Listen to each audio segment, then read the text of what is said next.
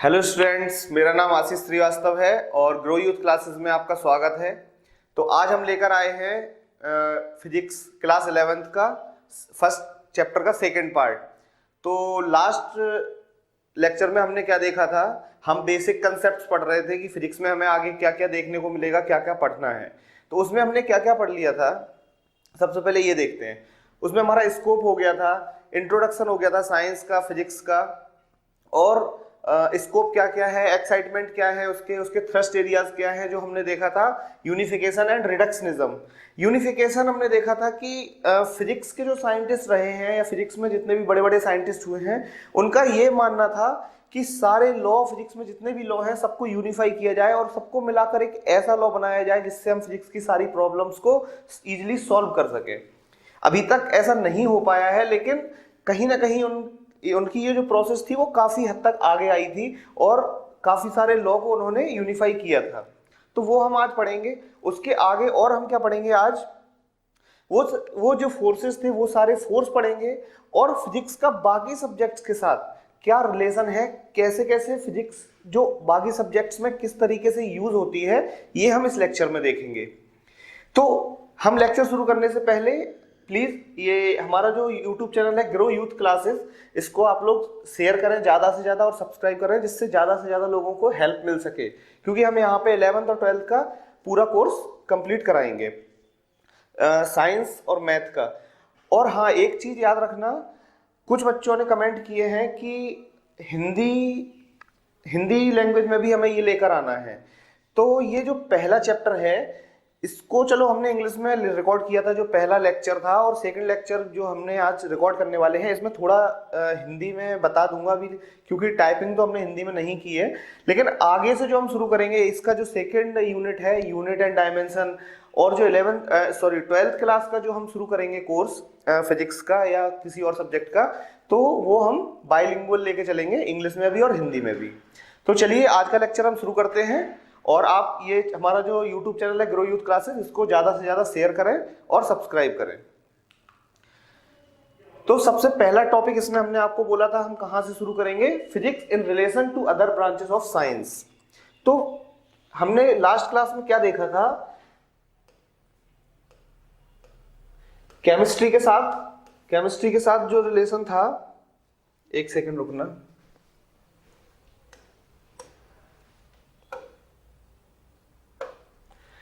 Chemistry के साथ हमने देखा था और बायोलॉजी के साथ देखा था। तो इसमें हमने क्या देखा था, केमिस्ट्री में जैसे हमने ये दो एग्जांपल लिए थे, NaCl या HCl, या हम कोई और भी एग्जांपल लें, कुछ भी चीज अगर हमें केमिस्ट्री में पढ़नी होती है, क्योंकि हम वहां पे पढ़ते हैं बॉन्ड के बारे में पढ़ते हैं, कार्बन हाइड्रोजन का बॉन्ड हो या किसी और हो, तो किसी और भी कोई भी अपन ले सकते हैं एलिमेंट या कोई भी गैस ले सकते हैं। तो उनमें क्या होता है, उनके बीच में जो बॉन्ड होता है वो किसकी वजह से बनता है, फोर्सेस की वजह से बनता है। उनके बीच में क्या होता है, अट्रैक्शन फोर्स होता है, और जो फोर्स होता है वो हम पढ़ते हैं किसमें, केमिस्ट्री में पढ़ते हैं। तो ये तो चीज हो गई हमारी, बॉन्डिंग के बारे में पढ़े या रिएक्शंस के बारे में पढ़े। तीसरी चीज आती है एनर्जी। केमिस्ट्री में हम एनर्जी के बारे में भी पढ़ते हैं, और एनर्जी का जो बेसिक कंसेप्ट, जो एनर्जी हम पढ़ते हैं वो पढ़ते हैं फिजिक्स में। तो कहाँ पे कितनी एनर्जी रिलीज होगी, कितनी एनर्जी एब्जॉर्ब होगी, केमिस्ट्री में जितने भी जैसे अपन किसी एटम के बारे में पढ़े हैं, या किसी जैसे एटॉमिक बॉम्ब होते हैं या न्यूक्लियर रिएक्टर वगैरह जो भी होते हैं, उनमें अगर हम पढ़ें एनर्जी के बारे में, एनर्जी कितनी रिलीज होगी, तो वो सब केमिस्ट्री में जो हम पढ़ते हैं वो सब हम पढ़ते हैं किसमें, फिजिक्स के कंसेप्ट होते हैं ये सब एनर्जी के बारे में। तो अब तो आज की डेट में तो एक केमिस्ट्री की एक अलग ब्रांच बना दी गई है जिसमें फिजिक्स का बहुत सारा पार्ट होता है, उसका नाम है फिजिकल केमिस्ट्री, जो आप 12th में भी पढ़ते हैं, फिजिकल केमिस्ट्री। उसके बाद दूसरा सब्जेक्ट है हमारा अगर बायोलॉजी। तो बायोलॉजी में हम फिजिक्स को किस तरीके से यूज करते हैं, तो बायोलॉजी के साथ जो फिजिक्स का रिलेशन है वो हम एक इस तरीके से देख सकते हैं कि बायोलॉजी में जैसे एक तो हो गया माइक्रोस्कोप। तो माइक्रोस्कोप तो हमने उस दिन डिस्कस किया था। माइक्रोस्कोप जैसे वर्क करता है कि छोटी छोटी चीजें हम उससे देख सकते हैं, वो सब फिजिक्स के प्रिंसिपल है, लेंस वगैरह होते हैं उसमें। और उसके बाद अगर हम देखें, आप कहीं भी जाएंगे, आप किसी भी डॉक्टर के पास जाएंगे, आपको कोई टेस्ट करवाना है, आप कुछ भी करवाना है, आप एक्सरे करवाने हैं, ये सब जो एक्सरे है वो कैसे होता है, उसमें लाइट रेज होती है। तो ये जो वर्क करते हैं, ये जो बायोलॉजी में जो चीजें यूज होती हैं, जो मशीन्स जितनी भी है बायोलॉजी में यूज होती हैं, आपको कोई भी टेस्ट करवाना हो, यहाँ तक कि आप ब्लड प्रेशर भी अगर टेस्ट करवाएंगे तो वो भी फिजिक्स के प्रिंसिपल के साथ वर्क करता है। कैसे करता है?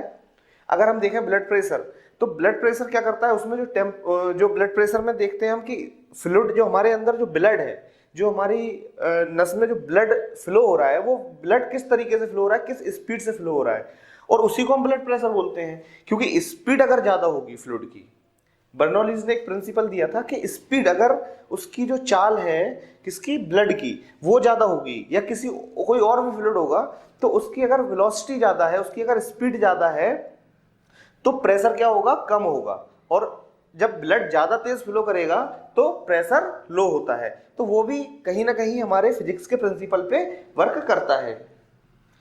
अब अगर हम बात करें ह्यूमन बॉडी की, तो ह्यूमन बॉडी जैसे हम देख सकते हैं, अगर हम हाथ कितना बेंड करना है, ये सब चीजें हैं, तो ये सब फिजिक्स के अंदर आती हैं।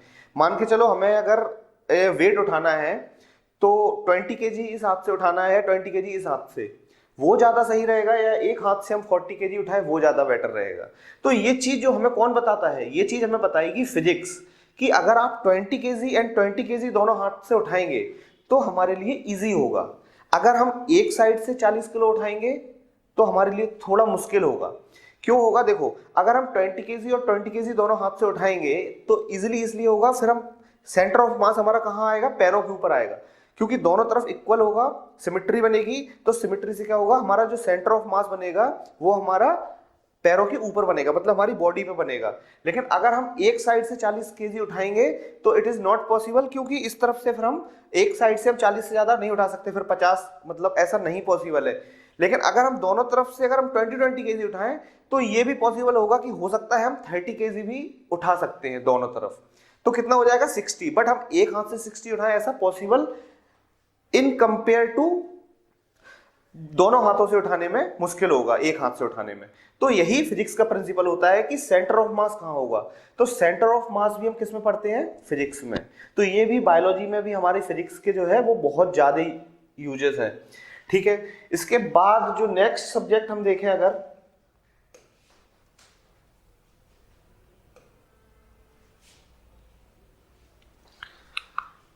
नेक्स्ट आता है हमारा एस्ट्रोनॉमी। तो एस्ट्रोनॉमी क्या है? एस्ट्रोनॉमी है हमारी, हम जानते हैं, खगोल विज्ञान, खगोल शास्त्र। तो इसमें हम क्या पढ़ते हैं, एस्ट्रोनॉमी में हम पढ़ते हैं जो हमारे प्लैनेट्स हैं, अर्थ के अराउंड जो कुछ स्टार्स घूम रहे हैं, या अर्थ जो है वो घूम रहे हैं, सन के अराउंड घूम रही है। तो ये सब चीजें हम पढ़ते हैं एस्ट्रोनॉमी में। तो इनके बीच में जो है हम पढ़ते हैं कि इनके बीच में क्या है, एक फोर्स ऑफ अट्रैक्शन है, ये ग्रेविटेशनल फोर्स है।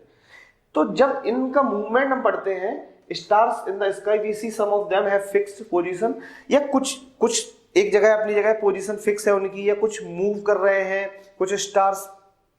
तो ये सब चीज क्यों होती है? ये सब चीज होती ही इसलिए है क्योंकि उनके बीच में फोर्स ऑफ अट्रैक्शन होता है, उसको हम बोलते हैं ग्रेविटेशनल फोर्स। तो ग्रेविटेशनल फोर्स जो पढ़ते हैं वो किस में पढ़ते हैं, फिजिक्स में। तो एस्ट्रोनॉमी में भी कहीं ना कहीं किसका यूज होता है, हमारी फिजिक्स का। ये जो कंसेप्ट है ये एग्जाम में ज्यादा शायद नहीं मिलेंगे देखने को, लेकिन ये चीज हमें पता होनी चाहिए कि एस्ट्रोनॉमी में फिजिक्स का क्या यूज है, बायोलॉजी में फिजिक्स का क्या यूज है, केमिस्ट्री में फिजिक्स का क्या यूज है, या और भी चीजें हैं। हर फील्ड में हमारा फिजिक्स का यूज होता है। और ये चीजें अगर हम बेसिक हम क्लियर कर लेंगे तो आगे जो आने वाले चैप्टर हैं, जो हम नेक्स्ट लेक्चर से शुरू करेंगे, यूनिट एंड डायमेंशन, उसके बाद जो आगे बढ़ेंगे, तो उन सब में हमें इससे काफी हेल्प मिलेगी। तो एस्ट्रोनॉमी में भी हम देखते हैं स्टार्स के बीच में अट्रैक्शन फोर्स, ग्रेविटेशनल फोर्स, वो हम फिजिक्स में पढ़ते हैं। इसके बाद आता है हमारा जियोग्राफी। तो जियोग्राफी में फिजिक्स का क्या यूज है? जियोग्राफी में फिजिक्स का मैं एक एग्जांपल लेता हूं। मान के चलो कि अगर कोई पर्वत है, पहाड़ है, कोई माउंटेन है, तो फिजिक्स हमें ये बताती है कि माउंटेन की हाइट इससे ज्यादा नहीं हो सकती। 8 किलोमीटर या 9 किलोमीटर जितना भी है, फिजिक्स हमें बताती है कि इससे ज्यादा हाइट नहीं हो सकती किसी भी माउंटेन की।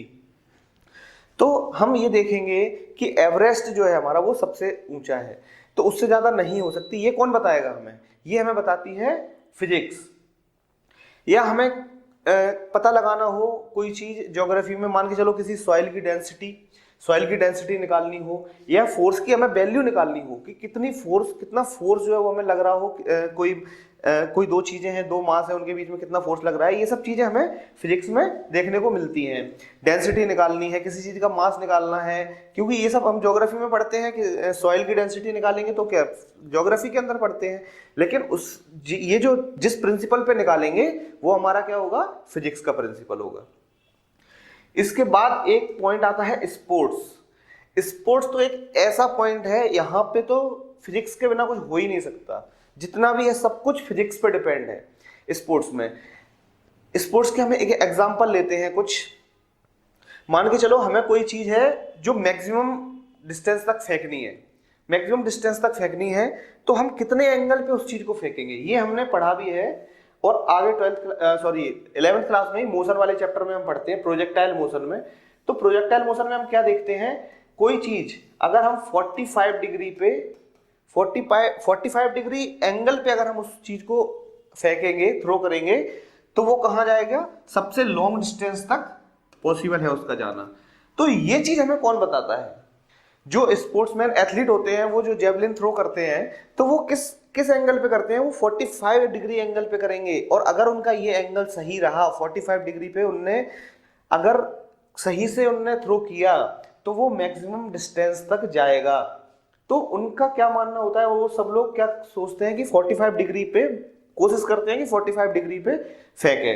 तो ये कहीं ना कहीं ये चीज जो है वो किस पे डिपेंड करती है, ये चीज डिपेंड करती है फिजिक्स पे, कि अगर हम 45 डिग्री पे फेंकेंगे तो वो मैक्सिमम डिस्टेंस कवर करेगा।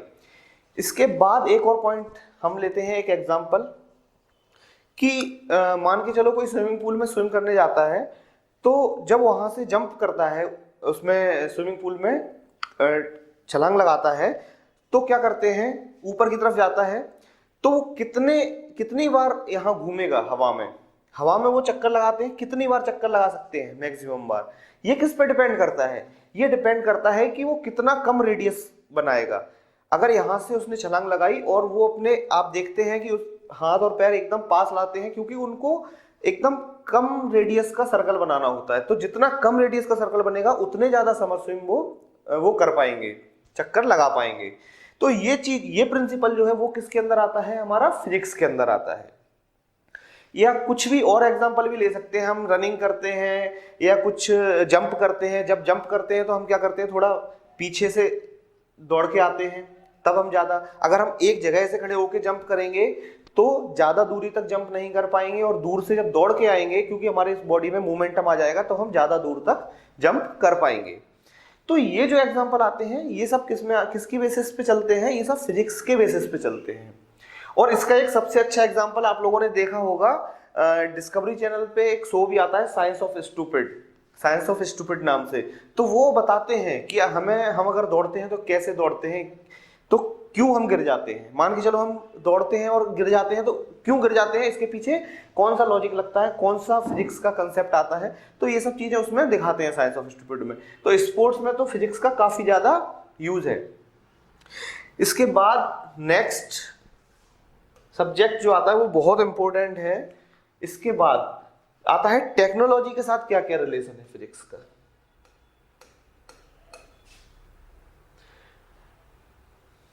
सॉरी,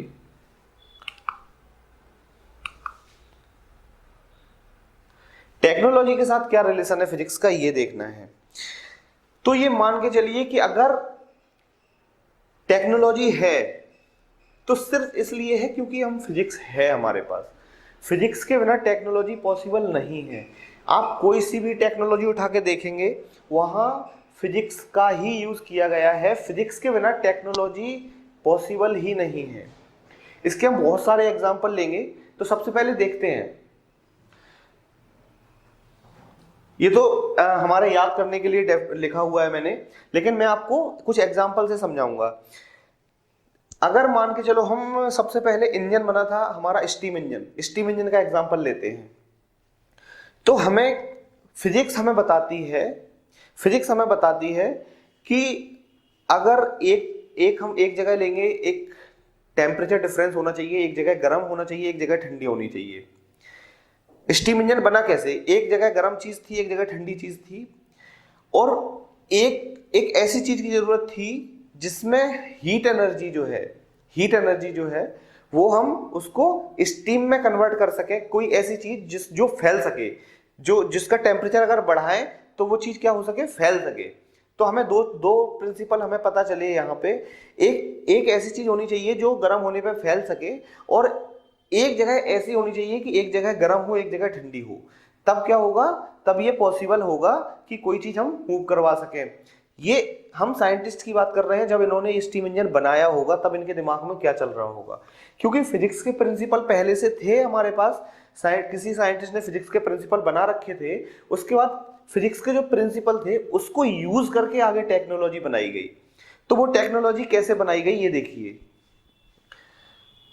एक जगह उन्होंने क्या किया, पानी को गर्म करेंगे तो क्या होगा, भाप बनेगी, और भाप क्या होगा, वो फैलेगी। तो हमें पता चला कि एक चीज हमें ऐसी मिल गई जो गर्म होने पे फैलेगी। दूसरी चीज ऐसी होनी चाहिए हमारे पास जहां एक जगह गर्म हो और एक जगह ठंडी हो, और उसको हम देखेंगे तो उससे क्या होगा, उसमें मैकेनिकल एनर्जी आएगी। तो देखेंगे हम कि हमने कोयले को गर्म किया, उस हीट से हमने क्या किया, पानी को गर्म किया, और जो पानी गर्म किया उससे स्टीम बनी। तो वो स्टीम को हमने क्या, एक पाइप के थ्रू उस पानी को हमने नीचे निकाला।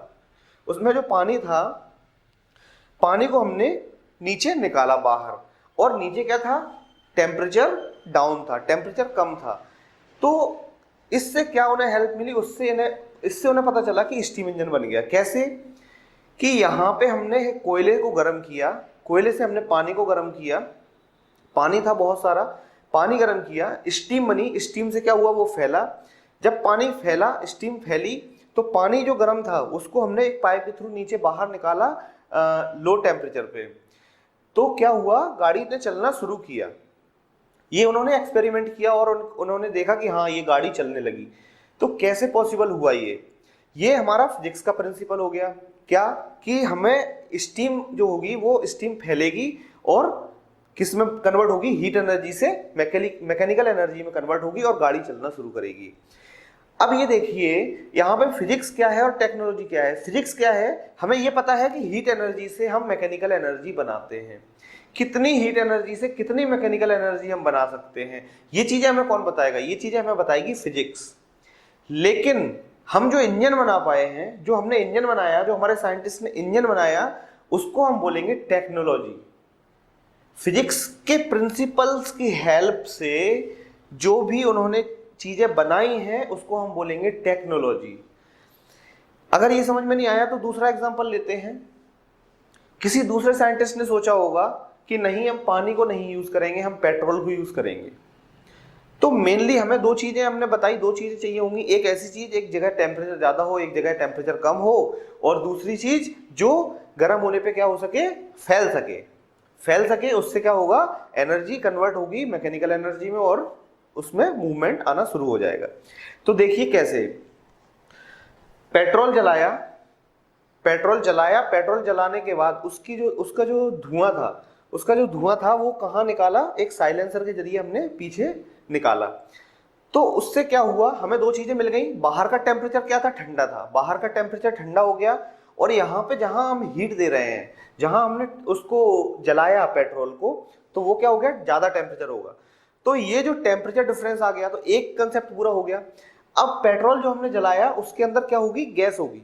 उसके अंदर जो गैसेस होंगी पेट्रोल को जलाने के बाद, वो इतना सा पेट्रोल लिया हमने और उनको जला के गैस कितनी सारी, बहुत सारी गैस बन गई। यानी कि पूरे पाइप में बहुत सारी गैस बनेगी, यानी कि वो कहीं ना कहीं फैलती है, और जब वो फैलेगी तो पीछे से लो टेम्परेचर की तरफ जाएगी। जब वो लो टेम्परेचर की तरफ जाएगी और वो इंजन को क्या करेगी, मैकेनिकल एनर्जी देगी, और मैकेनिकल एनर्जी से हमारी गाड़ियां जो हैं वो चलना शुरू होंगी।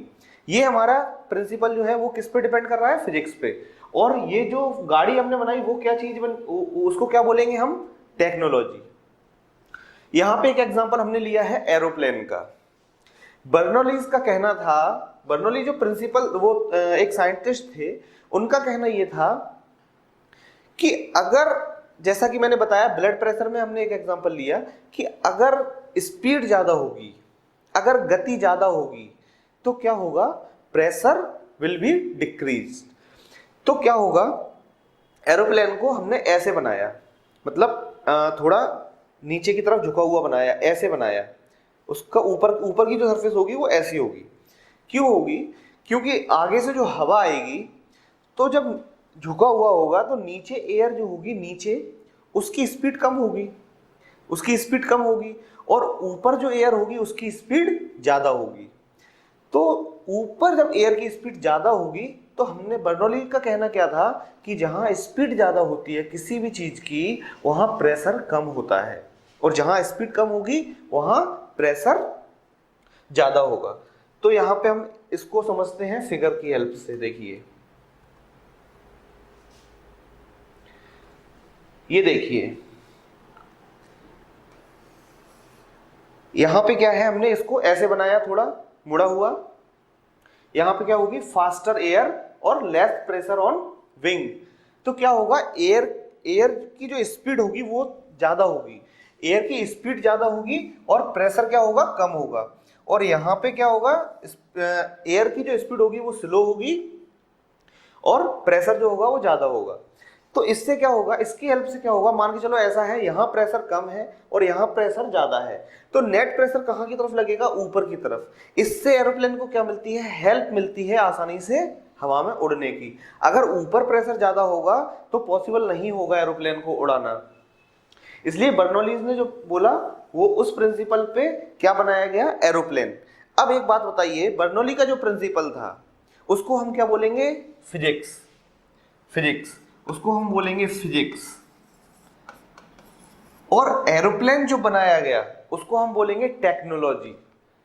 आई होप कि अब आपको फिजिक्स और टेक्नोलॉजी में डिफरेंस समझ में आ गया होगा। फिजिक्स में कुछ पर्टिकुलर या कुछ लिमिटेड लॉ या प्रिंसिपल दिए गए हैं कि ये ऐसे ऐसे होता है, हीट एनर्जी से मैकेनिकल एनर्जी को ऐसे कन्वर्ट करते हैं। अब उस प्रिंसिपल पे हम किस तरीके से उसको अपनी जुगाड़ से अपना जो है एक्सपेरिमेंट कर सकते हैं, अपने लिए कोई चीज ऐसी बना सकते हैं जो हमारे लिए इजीली, जो हमारी लाइफ को इजी बनाए। तो उस जो चीज हम जुगाड़ से बनाएंगे उसको हम बोलेंगे टेक्नोलॉजी। तो अब आपको शायद समझ में आ गया होगा फिजिक्स में और टेक्नोलॉजी में क्या डिफरेंस है। वैसे तो बहुत सारे ऐसी एग्जाम्पल हैं फिजिक्स के और टेक्नोलॉजी के, लेकिन यहाँ पे हम एक लिस्ट दिखाएंगे आपको कुछ एग्जाम्पल को लेके।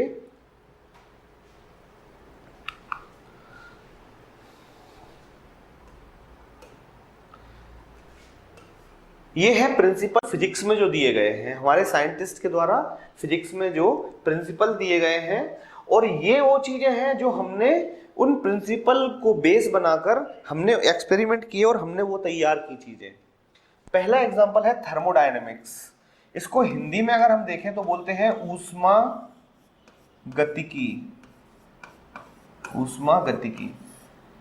इसका प्रिंसिपल जो हमने यूज किया, इस प्रिंसिपल को हमने यूज किया और क्या बनाया, स्टीम इंजन। जैसा कि हम अभी एक एग्जांपल देख चुके हैं थर्मोडायनेमिक्स का, कि हमने हीट दी किसी चीज को, किसी एक लिक्विड को, या कोई एक ऐसा ऑब्जेक्ट, कोई एक ऐसी चीज हो जिसको हम हीट दें और वो क्या करे, फैले।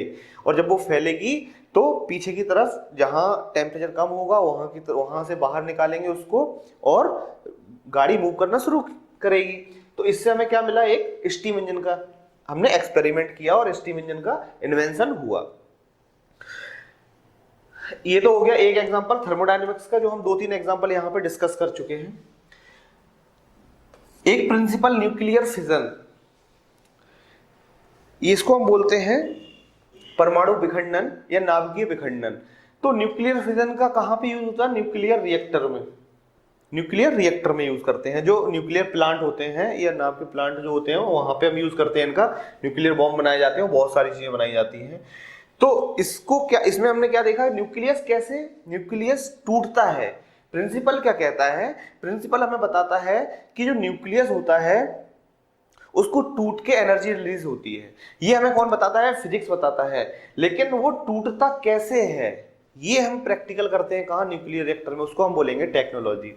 ऐसे ही बहुत सारे हैं, जैसे ये डिजिटल लॉजिक में हमें पता चला, फिजिक्स ने हमें बताया कि 0 और 1 पे कुछ भी चीज है वो 0 और 1 में भी हम लिख सकते हैं। तो उसकी हेल्प से हमने क्या इन्वेंशन किया, कंप्यूटर। तो computer is a technology and digital logic is physics. ये हो जाएगी फिजिक्स और वो हो जाएगा टेक्नोलॉजी। ऐसे ही बर्नौलीज प्रिंसिपल पे हमने क्या देखा, ये फिजिक्स है बर्नौलीज प्रिंसिपल, और एरोप्लेन जो इन्वेंशन किया वो हमारी क्या हो गई, टेक्नोलॉजी।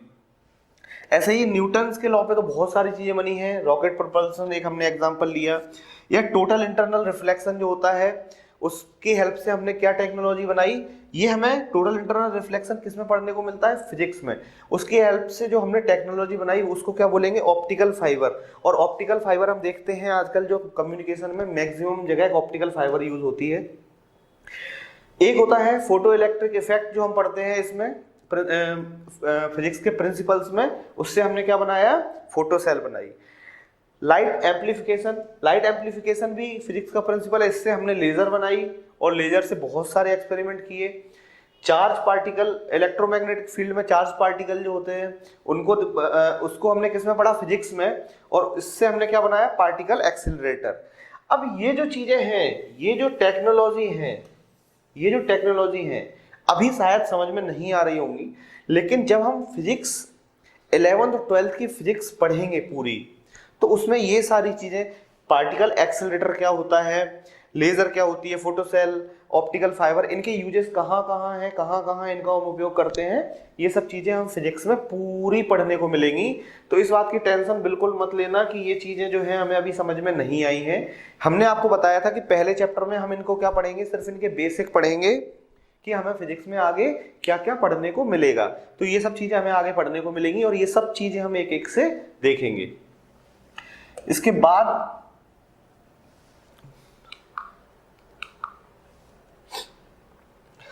ये हमारा हो गया फिजिक्स का जो है बाकी सब्जेक्ट्स के साथ क्या रिलेशन है, ये टॉपिक हमने कंप्लीट कर लिया। अब आता है कि फिजिक्स में जो नेचर की जितने भी फोर्सेस हैं, डिफरेंट फोर्सेस इन नेचर में टोटल कितने सारे फोर्सेस हैं वो पढ़ेंगे। तो एक चीज याद रखना, फिजिक्स के प्रिंसिपल मैंने आपको बोला कि सिर्फ एक चीज हम फिजिक्स में देखेंगे, जितने भी साइंटिस्ट हुए हैं उनका एक ही चीज पे वर्क किया है उन्होंने, कि कैसे भी करके जितने भी सारे फोर्सेस हैं उनको क्या किया जाए, यूनिफाई किया जाए, उनको सबको मिला के एक ऐसा फोर्स बनाया जाए जो सारे फोर्सेस को एक्सप्लेन कर सके। ऐसा पॉसिबल नहीं हुआ है, लेकिन फिजिक्स की हेल्प से उन्होंने कहीं ना कहीं ये प्रूफ कर दिया है कि दुनिया में सिर्फ 4 फोर्स हैं जो वर्क करते हैं, और बाकी के जितने भी फोर्स हैं वो सब फोर्सेस इन्हीं 4 फोर्सेस को मिलाकर बनाए गए हैं। वो सब हम आगे देखते हैं। We see many forces in nature and physics has tried to unify these forces in few if 2 different forces are working on the same principle। अगर कोई से भी 2 डिफरेंट फोर्सेस हैं, हम देखते हैं कि यहाँ पे अलग यूज हो रहा है इसका, यहाँ पे अलग यूज हो रहा है, तो उसको क्या करना है, हमें यूनिफाई करना है और एक लॉ बताना है, ये दोनों फोर्सेस इस तरीके से सेम हैं और अभी भी इस पे वर्क चल रहा है। तो यहाँ पे हमने एक एग्जांपल लिया है। सबसे पहले ये एग्जांपल समझिए आप, ये सन है और ये हमारी अर्थ है। ये अर्थ है और अर्थ क्या करती है, इसके चारों तरफ घूमती है।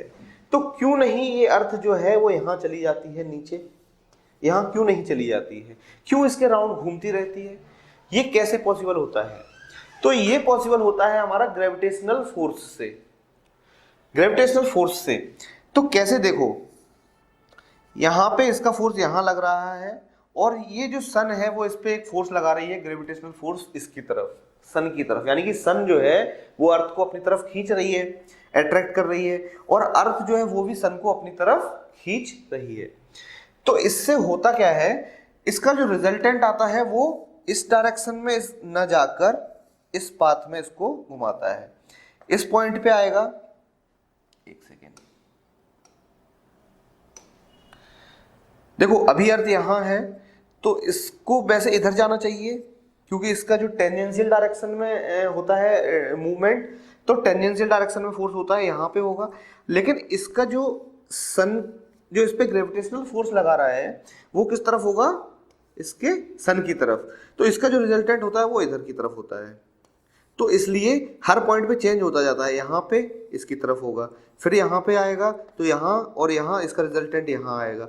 तो रिजल्टेंट पाथ जो बन जाता है वो रिजल्टेंट पाथ हर एक पॉइंट पर चेंज होता रहता है, हर एक पॉइंट पे चेंज होता है और रिजल्टेंट पाथ बना देता है उसका क्या, इलिप्टिकल या सर्कुलर पाथ में घुमाता रहता है उसको। अगर ये ग्रेविटेशनल फोर्स नहीं होगा तो क्या होगा, अर्थ मान के चलो यहाँ आई और यहाँ ग्रेविटेशनल फोर्स हट गया तो अर्थ यहाँ चली जाएगी, क्योंकि इसका मूवमेंट इस डायरेक्शन में है तो अर्थ सीधा सीधा मूव कर जाएगा और सन के अराउंड नहीं घूमेगी। तो एक प्रिंसिपल हो गया ये, एक फोर्स हो गया ये, ग्रेविटेशनल फोर्स की वजह से ये चारों तरफ घूमता है। तो अभी हमने देखा कि ये अलग फोर्स है, मान के चलो हमें पता नहीं है कि ये ग्रेविटेशनल फोर्स है, हमने देखा कि हाँ ठीक है ये इसके चारों तरफ घूमता है, इसको हमने एक फोर्स मान लिया। अब हमने देखा एक एग्जांपल, एप्पल नीचे गिरता है, एप्पल नीचे गिरता है। अब एप्पल कहीं अराउंड किसी के नहीं घूमता है, एप्पल क्या करता है, पेड़ से अगर गिरता है तो कहाँ गिरता है, सीधा नीचे की तरफ आके गिरता है। अब एप्पल अगर नीचे की तरफ गिरता है, ये हमने एक फोर्स मान लिया, इसको भी हमने एक अलग फोर्स मान लिया, इसको भी हमने एक अलग फोर्स मान लिया। तो साइंटिस्ट जितने भी थे उनका यही कहना था कि ये जो अलग अलग फोर्सेस हैं इनको कहीं ना कहीं ऐसा तो नहीं है कि कोई एक ही प्रिंसिपल पे दोनों फोर्स लग रहे हैं और हम उनको अलग अलग पढ़ रहे हैं। हमारे लिए कितना मुश्किल हो जाएगा कि एक ही चीज हम दो जगह पढ़ रहे हैं और अलग अलग तरीके से। तो उन्होंने ही इस चीज को क्या किया, यूनिफाई किया और बताया कि it is gravitational law, gravitational force, this is also gravitational force, ये भी ग्रेविटेशनल फोर्स है। धरती का जो गुरुत्वाकर्षण बल होता है ये भी वही है और ये भी वही है। तो दोनों को यूनिफाई किया उन्होंने और बता दिया कि ये दोनों जो वर्क करते हैं वो कौन से फोर्स पे करते हैं, कौन से बल पे करते हैं, ग्रेविटेशनल फोर्स पे। और यही हमें यहाँ पे पढ़ना है कि डिफरेंट फोर्सेस जो हैं, अलग अलग बल हैं, जो अलग अलग बल हैं उनको यूनिफाई कैसे किया जाए, उनका एकीकरण कैसे किया जाए। तो यहाँ पे हम देखते हैं बहुत सारे फोर्सेस देखते हैं अलग अलग। पहले ग्रेविटेशनल फोर्स अभी हमने डिस्कस किया, जितने भी मास, किसी भी चीज में अगर मास है तो उनके बीच में क्या होगा, फोर्स होगा, उसको हम बोलेंगे ग्रेविटेशनल फोर्स। ये हो गया। दूसरा हो गया फ्रिक्शन फोर्स। फ्रिक्शनल फोर्स क्या होता है, फ्रिक्शनल फोर्स होता है कि अगर फ्रिक्शन नहीं होगा तो हम चल नहीं पाएंगे। कैसे, मान के चलो ये एक पहिया है और यहां इससे अर्थ से कांटेक्ट है, इसके बीच में फ्रिक्शन होता है, इसी की वजह से क्या होता है, ये पहिया आगे मूव कर पाता है। अगर इन दोनों के बीच में फ्रिक्शन नहीं होगा तो क्या होगा, तब क्या होगा, ये एक ही जगह पे पहिया घूमता रहेगा।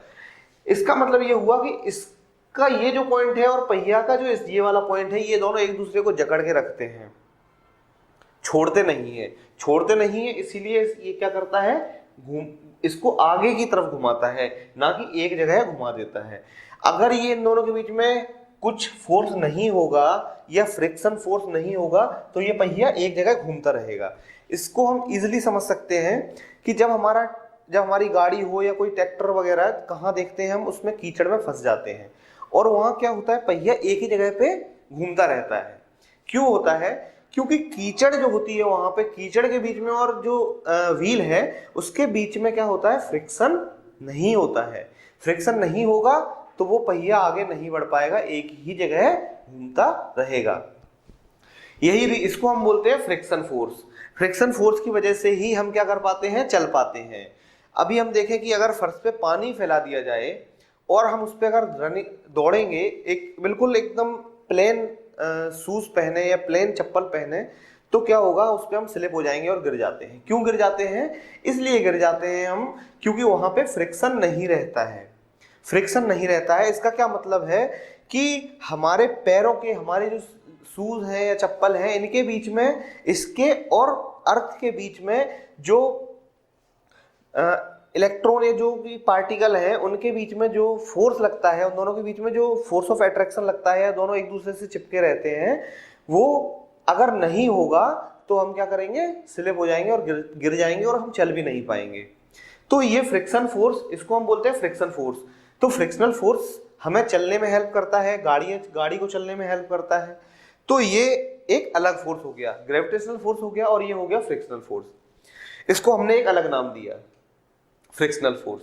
उसके बाद आता है टेंशन इन स्ट्रिंग, तनाव।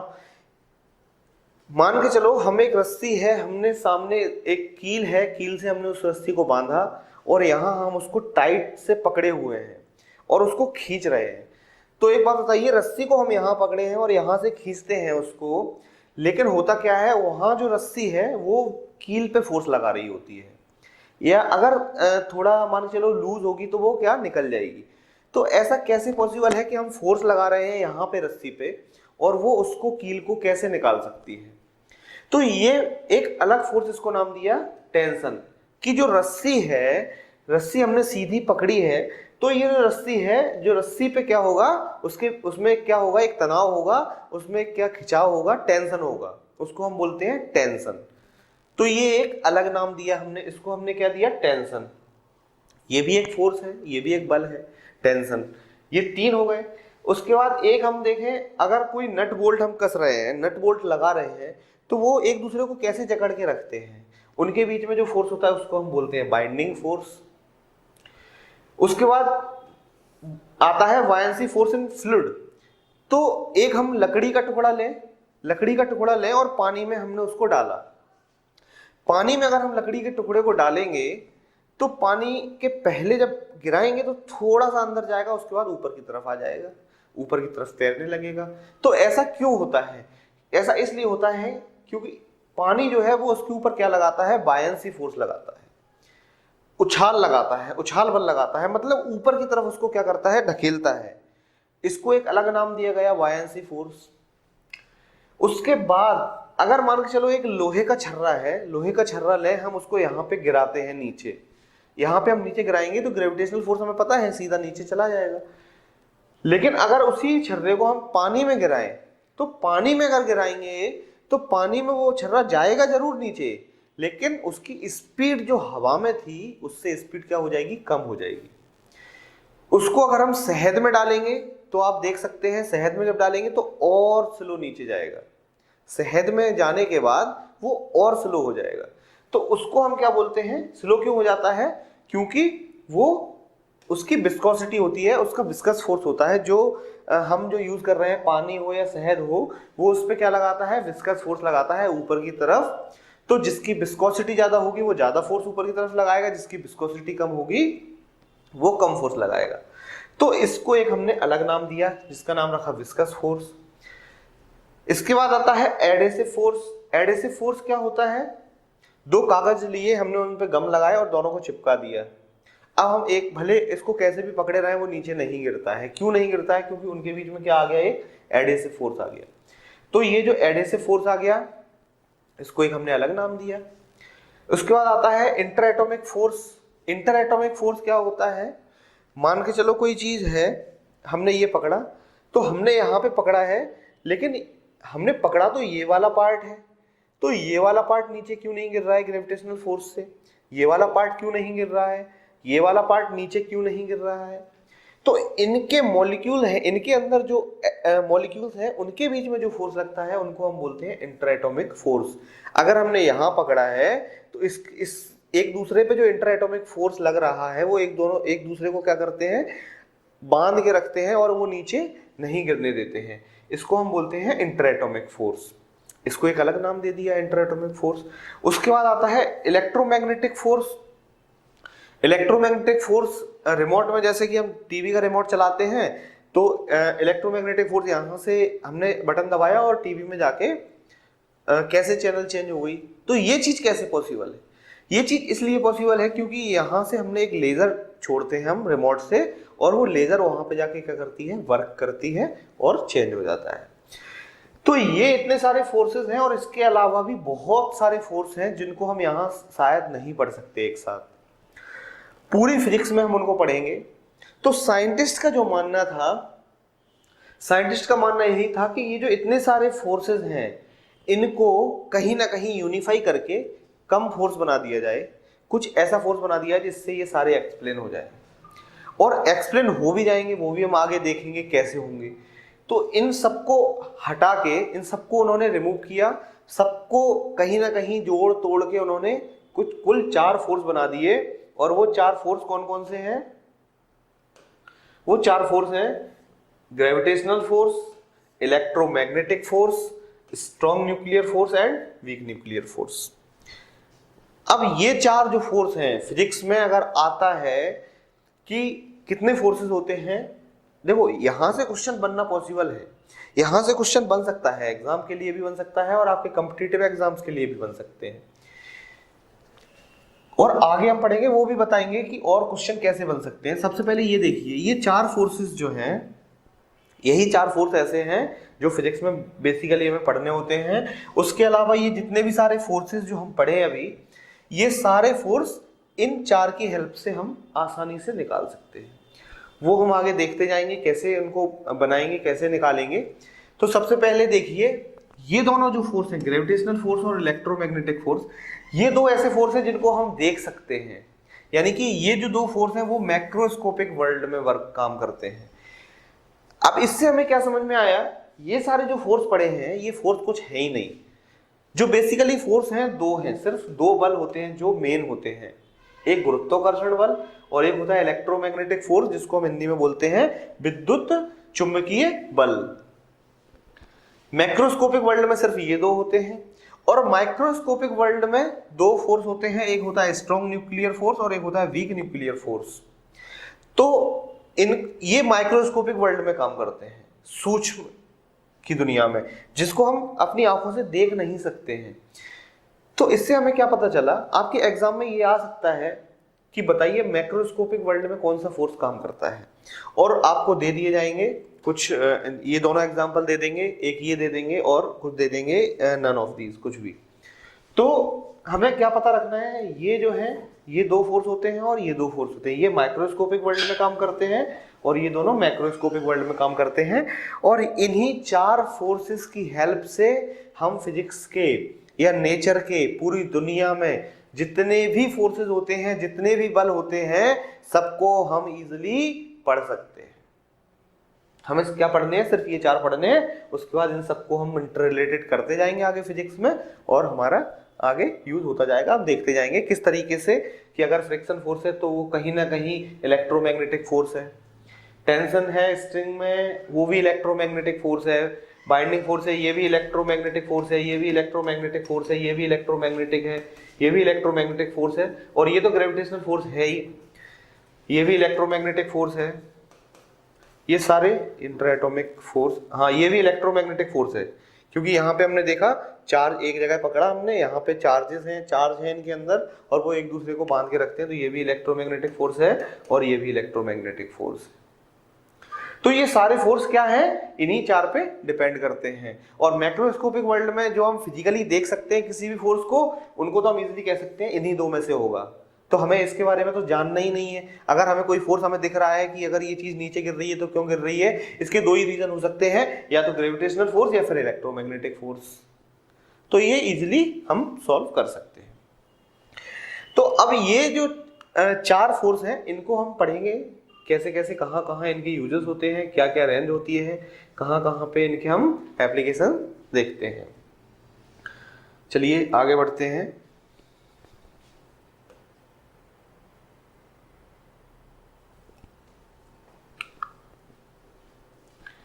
अब देखिए आपके जो एग्जाम में आने लायक चीज है वो ये है, ये टेबल हम एक बार याद कर लेंगे अगर, तो इस चैप्टर से अगर कोई भी क्वेश्चन आ जाए एग्जाम में, फिजिकल वर्ल्ड चैप्टर से अगर कुछ भी आएगा तो हमसे छूटेगा नहीं, हम उसको इजीली सॉल्व कर सकते हैं। चार फोर्स हमने पढ़े, पहला gravitational force, electromagnetic force, strong nuclear and weak nuclear force. Weak nuclear force तो अभी हम छोड़ देंगे, इस पे क्या है वर्क चल रहा है, अभी भी रिसर्च चल रही है, तो जितना हमें पता है उतना हम देख लेंगे। और बाकी ये तीन फोर्स हैं जो हम इजीली याद कर सकते हैं। तो इसके बारे में पांच चीजें हम देखते हैं, सोर्स और एक्ट ऑन, ये वाला फोर्स किस पे लगता है और किसकी वजह से काम करता है। तो ग्रेविटेशनल फोर्स का फॉर्मूला हम जानते हैं क्या होता है, F इक्वल टू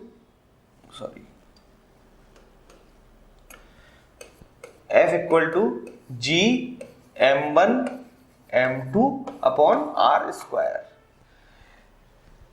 यहां पे किस पे आप डिपेंड करता है, ये मास पे। तो इससे हमें ये पता चलता है जो ग्रेविटेशनल फोर्स है वो उसका सोर्स क्या है, मास, वो हमेशा मास पे डिपेंड करता है। और किस पे ये फोर्स एक्ट करता है, किस पे लगता है, मास पे ही लगता है। तो ग्रेविटेशनल फोर्स से रिलेटेड हमें ये याद रखना है कि मास है, और अगर यही चीज हम इलेक्ट्रोमैग्नेटिक फोर्स में बात करें तो ये किस पे डिपेंड करता है, चार्ज पे, और चार्ज पे ही लगता है ये फोर्स। किसी भी मैटर में अगर चार्ज है तो इलेक्ट्रोमैग्नेटिक फोर्स हम देखेंगे। उसके बाद नेचर इसका देखिए कैसा होता है, ग्रेविटेशनल फोर्स हमेशा एट्रैक्टिव होता है। कभी हम ये नहीं देखेंगे कि दो मास जो है एक दूसरे को क्या कर रहे हैं, रिपेल कर रहे हैं, एक दूसरे को प्रतिकर्षित कर रहे हैं, दूर भगा रहे हैं, ऐसा कभी पॉसिबल नहीं होता है। तो हमेशा जो ग्रेविटेशनल फोर्स है वो क्या होता है, एट्रैक्टिव होता है। ये चीजें आपके क्वेश्चन पेपर में आ सकती हैं, एग्जाम में आने लायक है ये चीजें। ग्रेविटेशनल फोर्स वो हमेशा क्या होता है, एट्रैक्टिव होता है, यानी कि हमेशा क्या करता है, आकर्षित करता है।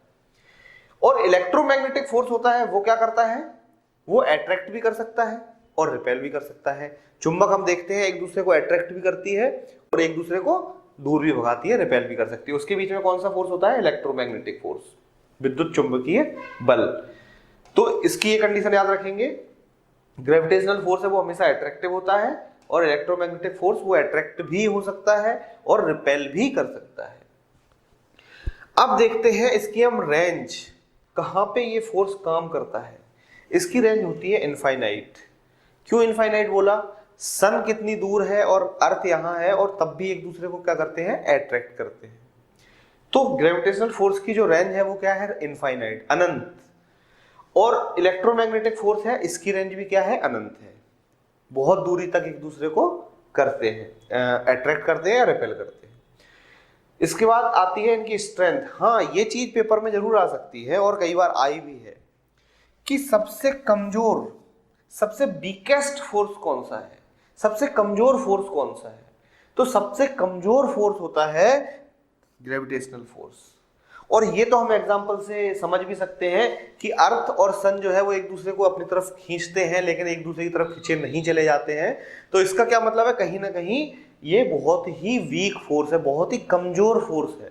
तो ग्रेविटेशनल फोर्स जो है वो सबसे कमजोर फोर्स होता है, सबसे वीकेस्ट फोर्स होता है। अब एग्जाम में आपके आ जाता है कि बताइए सबसे कमजोर बल कौन सा होता है, तो इजीली हम बता सकते हैं ग्रेविटेशनल फोर्स या गुरुत्वाकर्षण बल सबसे कमजोर होता है।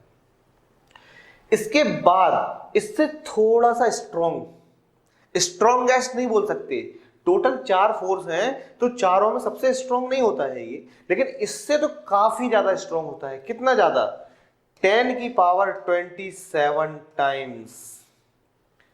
ये हम आगे चलेंगे और प्रूफ भी कर देंगे इसको कि ये जो इलेक्ट्रोमैग्नेटिक फोर्स जो होता है वो इससे कितना ज्यादा होता है, 10 to the power 27 gravitational force का 10 टू द पावर 27 गुना, 10 टू द पावर 27 गुना किसका, ग्रेविटेशनल फोर्स का या गुरुत्वाकर्षण बल का। तो सबसे कमजोर बल हो गया ये वाला, सबसे कमजोर फोर्स हो गया, वीकेस्ट फोर्स हो गया ग्रेविटेशनल फोर्स। उसके बाद नंबर आता है इसका इलेक्ट्रोमैग्नेटिक फोर्स का, कितना ज्यादा, 10 टू द पावर 27, 10 की घात 27 गुना क्या है, ग्रेविटेशनल फोर्स का या गुरुत्वाकर्षण बल का ये ज्यादा है। तो ये चीज हमें पता चल गई, इन दोनों को कंपेयर किया। ये हमारे मैक्रोस्कोपिक वर्ल्ड में काम करते हैं, जो हम अपनी आंखों से फिजिकली देख सकते हैं। इसके बाद आता है स्ट्रॉन्ग न्यूक्लियर और वीक न्यूक्लियर, इनको हम अलग से देख लेते हैं। इसमें भी देखो सिमिलरिटी क्या है, इसका जो सोर्स है वो न्यूक्लियर पार्टिकल्स ही है, न्यूक्लियर पार्टिकल्स पे ही काम करते हैं, न्यूक्लियस के अंदर होते हैं ये फोर्स। ये चाहे देखो नाम से ही पता चल रहा है न्यूक्लियर फोर्स, तो ये कहां काम करेंगे, न्यूक्लियस के अंदर। इसमें एक होता है स्ट्रॉन्ग न्यूक्लियर, एक होता है वीक न्यूक्लियर फोर्स। तो दोनों न्यूक्लियर पार्टिकल्स सोर्स होता है, दोनों किस पे एक्ट होते हैं, किस पे लगाते हैं बल, किस पे फोर्स लगाते हैं, प्रोटॉन, इलेक्ट्रॉन या न्यूट्रॉन। देखो इस पे भी वीक न्यूक्लियर फोर्स है, इस पे अभी क्या है, रिसर्च बहुत सारी चल रही है। तो ये जो वीक न्यूक्लियर फोर्स है, वीक न्यूक्लियर फोर्स हमने इसलिए बोला कि जब विखंडन हो जाता है, जब बाहर आ जाते हैं इलेक्ट्रॉन प्रोटॉन या जो भी, तो जब बाहर आ जाते हैं उसके बाद उनके बीच में फोर्स बहुत कम रह जाता है, तभी इसको हमने बोला आफ्टर दे कम आउट। यानी कि वीक न्यूक्लियर फोर्स तो देखो वीक न्यूक्लियर फोर्स है वो सबसे कम नहीं है, सबसे कम लेकिन यही है, वीकेस्ट जो है वो ग्रेविटेशनल फोर्स है। उसके बाद उससे थोड़ा सा पावरफुल, थोड़ा सा ज्यादा ताकतवर आता है इलेक्ट्रोमैग्नेटिक फोर्स। ये दोनों, इन दोनों ये दोनों जो फोर्स हैं ये कमजोर हैं इनके कंपैरिजन में, इनसे तुलना करेंगे तो ये दोनों फोर्स बहुत कमजोर हैं। लेकिन ये सबसे कम, उसके बाद ये वाला इलेक्ट्रोमैग्नेटिक फोर्स, उसके बाद आता है हमारा वीक न्यूक्लियर फोर्स। सॉरी ये गलत लिख दिया है मैंने, वीकर देन ग्रेविटेशनल और इलेक्ट्रोमैग्नेटिक फोर्स नहीं है, यहां पे weaker then strong nuclear force. सबसे स्ट्रॉन्गेस्ट हो गया अपना स्ट्रॉन्ग न्यूक्लियर फोर्स, वीकेस्ट हो गया gravitational force. Strong nuclear force सबसे ज्यादा स्ट्रॉन्गेस्ट हो गया, उसके नाम में स्ट्रॉन्ग है। अब सबसे कमजोर वो, उसके बाद इलेक्ट्रोमैग्नेटिक फोर्स, इससे थोड़ा ताकतवर आता है हमारा वीक न्यूक्लियर फोर्स, और उसके बाद आता है हमारा स्ट्रॉन्ग न्यूक्लियर फोर्स। अब इसकी बात करें, स्ट्रॉन्ग न्यूक्लियर फोर्स वो अट्रैक्ट और रिपेल दोनों कर सकता है, जैसे ये था इलेक्ट्रोमैग्नेटिक फोर्स था अट्रैक्ट एंड रिपेल, और इसकी रेंज, इन दोनों की रेंज क्या थी, इनफाइनाइट, बहुत दूरी तक फोर्स लगाते हैं। लेकिन ये दोनों फोर्स बहुत दूरी तक नहीं लगा सकते, क्योंकि एटम बहुत छोटा होता है, हमें दिखता नहीं है, माइक्रोस्कोप से देखेंगे। जब एटम बहुत छोटा है उसके अंदर न्यूक्लियस तो और भी छोटा होगा, जब न्यूक्लियस और छोटा होगा तो उसके अंदर लगने वाला फोर्स, उनकी रेंज भी तो कम होगी, बाहर तो फोर्स लगा नहीं पाएंगे वो, तो उनकी रेंज कितनी होती है, बहुत कम, 10⁻⁻15 मीटर, यानी कि बहुत छोटी रेंज होती है जो हम अपनी आंखों से देख नहीं सकते हैं। तो इसकी रेंज बहुत कम होती है। और ये दोनों फोर्स जो है मैक्रोस्कोपिक वर्ल्ड में जो हम देख सकते हैं उनकी रेंज बहुत ज्यादा होती है, ये तो हम एग्जांपल से ही समझ सकते हैं। और ये जो स्ट्रॉन्गेस्ट होता है, और स्ट्रॉन्गेस्ट कितना होता है, जो हमारा इलेक्ट्रोमैग्नेटिक फोर्स है उसका 10 गुना। ये चीज हमें याद करने की जरूरत नहीं है कि कितना गुना होता है, इन दोनों को हमने अलग पढ़ लिया, इन दोनों को अलग पढ़ लिया, सबसे वीकेस्ट वो हो गया, सबसे स्ट्रॉन्गेस्ट ये हो गया, वीकेस्ट, उसके बाद ये वाला, उसके बाद वीक न्यूक्लियर फोर्स, और उसके बाद स्ट्रॉन्ग न्यूक्लियर फोर्स। तो ये तो हम इस टेबल से आसानी से समझ सकते हैं। और ये टेबल जो है ये आपको मिल जाएगी, हम पीडीएफ में बना के इसको हम एक चैनल बताएंगे टेलीग्राम पे, उस टेलीग्राम चैनल पे हम इसको अपलोड कर देंगे और वहां से इजीली आप डाउनलोड कर सकते हैं। इसकी हम पीडीएफ फाइल बना के वहां पे अपलोड कर देंगे। और इसमें जो करेक्शन होना है, जैसे यहाँ पे मैंने गलत लिख दिया था, तो जो करेक्शन होना है वो करेक्शन भी कर देंगे और टेलीग्राम चैनल पे अपलोड कर देंगे, तो वहां से आप पीडीएफ डाउनलोड कर सकते हैं। तो ये 4 फोर्स हैं, ये 4 फोर्स हमने पढ़ लिए हैं, और ये 4 फोर्स हैं जो हमें पढ़ने हैं। इन्हीं 4 फोर्सेस से हम आगे सब कुछ यूज करेंगे। और वैसे तो ये 2 फोर्स जो है मैक्रोस्कोपिक वर्ल्ड में तो यही 2 हमें पढ़ने होते हैं, माइक्रोस्कोपिक में ये 2 बाद में पढ़ेंगे। तो ये 2 फोर्स हैं, इनसे हम सारे फोर्सेस बना सकते हैं। इसके बाद जो हमारा लास्ट टॉपिक है इस चैप्टर में, इस चैप्टर में जो लास्ट टॉपिक है वो है कंजर्वेशन लॉ। कंजर्वेशन लॉ का क्या मतलब है? कंजर्वेशन हम जगह जगह पढ़ेंगे, जैसे हम जब यहाँ से हम शुरू करेंगे ना पढ़ना फिजिक्स 11th क्लास की फिजिक्स से, जब सेकंड चैप्टर से हम शुरू करेंगे यूनिट एंड डायमेंशन से, तो उसके बाद जैसे हम आगे पढ़ते जाएंगे तो कई सारे लॉ हमें ऐसे मिलेंगे, जैसे conservation of energy, law of conservation of energy, law of conservation of mass, law of conservation of charge. ये सब चीजें जब हम पढ़ेंगे तो कंजर्वेशन हम पहले समझ लेते हैं। यहाँ जैसा कि मैंने बोला था कि क्या क्या पढ़ना है वो हम यहाँ डिस्कस कर लेंगे। तो कंजर्वेशन हम पढ़ेंगे तो उसको हम समझ लेते हैं होता क्या है कंजर्वेशन।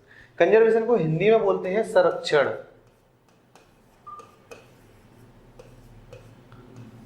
संरक्षण, तो इसका क्या मतलब होता है? इसका मतलब ये होता है कि दुनिया में जो चीज है, दुनिया में जो चीज है उसको ना तो हम बना सकते हैं और ना ही उसको हम खत्म कर सकते हैं। दुनिया में जितनी भी चीजें हैं या जितनी भी एनर्जी, टोटल एनर्जी जो है वो कांस्टेंट रहती है, या कुल ऊर्जा जो है दुनिया में वो हमेशा स्थिर रहती है, जितनी है उतनी रहती है। उसका सिर्फ हम एक चीज कर सकते हैं कि एक बॉडी से, एक वस्तु से दूसरी वस्तु में ट्रांसफर कर सकते हैं। उसको ना तो खत्म किया जा सकता है और ना ही उसको बनाया जा सकता है। तो कंजर्वेशन का मतलब मेनली यही होता है। ये देखिए, in general the definition of conservation law is, conservation law है वो हमें क्या बताता है? वो बताता है वी कैन नाइदर क्रिएट, कोई भी चीज ना तो हम बना सकते हैं, यहाँ पे फिल इन द ब्लैंक्स मैंने इसलिए छोड़ा, यहाँ पे कुछ भी लिख देंगे हम, कुछ भी नहीं, मतलब जो जो चीजें जिनको हम बोलते हैं, जैसे एनर्जी है, एनर्जी को हम बना नहीं सकते, ना डिस्ट्रॉय कर सकते हैं, सिर्फ एक एनर्जी से दूसरी एनर्जी में कन्वर्ट करते हैं। हीट एनर्जी से जैसे हमने मैकेनिकल एनर्जी में कन्वर्ट किया। तो ये सब चीजें जो है, तो यहाँ पे मैंने इसीलिए फिल इन द ब्लैंक्स छोड़ा। यहाँ पे मास भी आ सकता है, यहाँ पे चार्ज भी आ सकता है, यहाँ पे मैकेनिकल एनर्जी भी आ सकती है। We can neither create nor can be destroyed. इसको हम ना तो खत्म कर सकते हैं ना ही इसको बना सकते हैं। We can only transfer it from one body to another. इसको हम सिर्फ एक वस्तु से दूसरी वस्तु में ट्रांसफर कर सकते हैं, इसका और कुछ नहीं किया जा सकता। और ये सब हम पढ़ेंगे, conservation of mass and energy, electrical charge, mechanical energy या कंजर्वेशन ऑफ मोमेंटम पढ़ते हैं। तो ये सब चीजें हम आगे पढ़ेंगे फिजिक्स में, जैसे जैसे आगे चैप्टर पढ़ते जाएंगे 11th में और आगे 12th में भी। तो यहाँ हम चैप्टर अपना ये जो है अपना सेशन आज का खत्म करते हैं। लेकिन कुछ चीजें हैं जो हम आपसे डिस्कस करना चाहते हैं। तो वो ये है कि ये हमारा पहला चैप्टर था फिजिकल वर्ल्ड। तो फिजिकल वर्ल्ड में ज़्यादा कुछ पढ़ने के लिए नहीं था, और अगर आपको ये समझ में नहीं भी आया है, मैंने कोशिश की है कि समझ में आए, क्योंकि ये क्या है, बेसिक चैप्टर है। तो मैं शायद उस तरीके से नहीं समझा पाया इसको कि बहुत अच्छे से समझ में आ जाए या सारी चीज़ें यहाँ पे क्लियर हो जाएं। लेकिन आगे जो चैप्टर आने वाले हैं, देखो हम सेकंड चैप्टर, नेक्स्ट लेक्चर में हम सेकंड चैप्टर शुरू करेंगे क्लास 11th का, यूनिट एंड डायमेंशन, वहां से शुरू करेंगे और बाइलिंगुअल लेके आएंगे। मतलब हम दोनों लैंग्वेज में समझाएंगे, उसको हिंदी में भी टाइप करेंगे और इंग्लिश में भी। और हो सकता है कि हम अलग अलग लेक्चर भी लाएं कि हिंदी मीडियम का अलग और इंग्लिश मीडियम का अलग, तो शायद आप लोगों को ज़्यादा हेल्प मिल जाएगी। और जल्दी ही क्लास 12th की फिजिक्स भी हम शुरू कर देंगे। तो आगे जो आने वाले लेक्चर हैं उनसे आपको ये जो कंसेप्ट जो हमने पहले चैप्टर में देखे थे, ये जो सारे हैं वो क्लियर होते जाएंगे एक एक से, क्योंकि ये चीजें जो हमने एक साथ पढ़ी हैं, मान के चलो हमने फ्रिक्शनल फोर्स पढ़ा या हमने टेंशन पढ़ा, तो ये टेंशन जो है वो हम पूरी डिटेल में जब पढ़ेंगे तो हमें थोड़ा और अच्छे से समझ में आएगा। तो आज ये लेक्चर हम यही खत्म करते हैं। जितना हो सके हमारे इस चैनल को, हमारे चैनल का नाम है grow youth classes. Grow youth classes हमारा यूट्यूब चैनल है। इस चैनल को ज़्यादा से ज़्यादा लाइक करें, शेयर करें और सब्सक्राइब करें। तो आज के लिए हम इतना ही रखते हैं। Thank you.